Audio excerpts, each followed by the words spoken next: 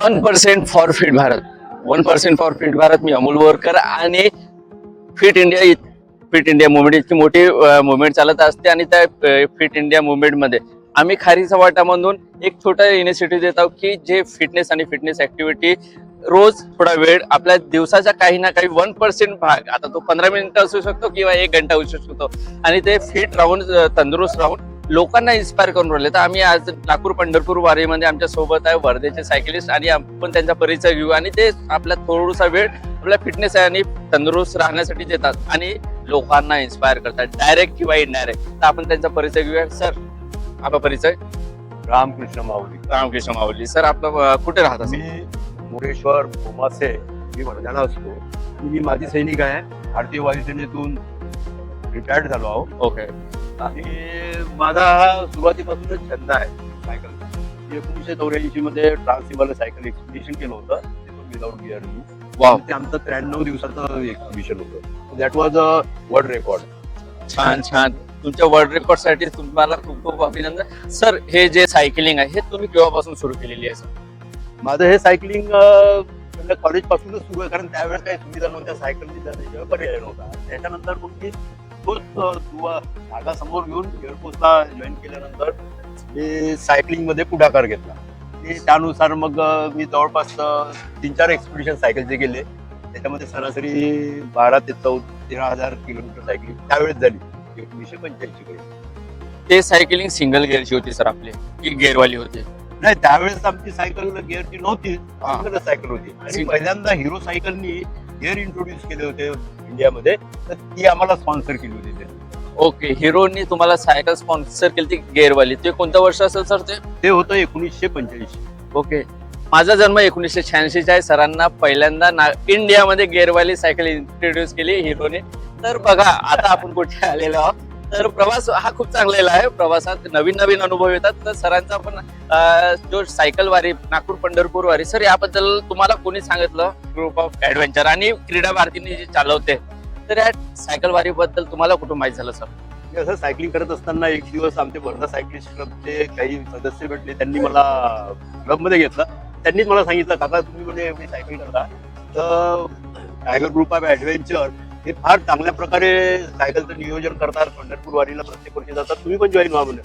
मी आनंदाने तयार झालो आणि त्यांच्यासोबत जॉईन झालो. आणि इतकी व्यवस्था, मॅनेजमेंट नंबर 1, म्हणजे त्याच्यामध्ये काही दुमत नाही, सुंदर व्यवस्था आहे.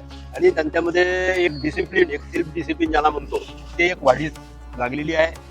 पोस्ट रिटायर्ड एअरफोर्स वरून, आणि डिसिप्लिन काय असते त्यांना माहित आहे.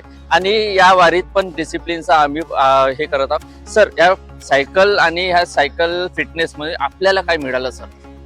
मला एकतर मी स्वस्त आहे. मी आज 67 वर्षाचा यंग मॅन आहे. सही. आणि माझा हाच नेहमी प्रयत्न असतो की कुणीतरी शेजारी, समाज हे काही इन्स्पायर्ड व्हावं, त्याच्यापासून लोकांनी एक स्वस्त आणि मस्त आयुष्य जगावं. सायकल रोज चालवण्याने किंवा तुम्ही त्याच्यामध्ये एक निमित्त ठेवली तर तुमचं आयुष्य स्वस्त राहते. तुम्हाला डॉक्टरकडे जायची गरज नाही पडत. ओके. सर, भरपूर लोक म्हणतात की आमच्याकडे वेळ नाही, भरपूर लोक म्हणतात की सकाळचा जॉब आहे, टाइम नाही भेटत, पैसे नाही आहे. तर सर, यांना काय सांगाल की यांनी काय स्वतःसाठी काय करावं किंवा कसा वेळ काढावा? हे बघा, केल्याने होत आहे रे, आधीच केले पाहिजे. वेळातून वेळ काढा. आपली जर आवड असली ना, आपण कुठूनही वेळ काढतो. आपण आता रोज मोबाईल बघतो, वेळातून वेळ काढतो. त्याच्यामध्ये तुम्ही रील बघता, हे बघता, तर तोच वेळ तुम्ही 1 तास 70 मी लावा ना. बरोबर. अर्धा तासच सायकल चालवा. सुरुवातीला 5 किलोमीटर, 10 किलोमीटर अशी हळूहळू वाढवत चला. तुम्ही बघा स्वतःला किती तुमच्यामध्ये बदल घडून आलाय.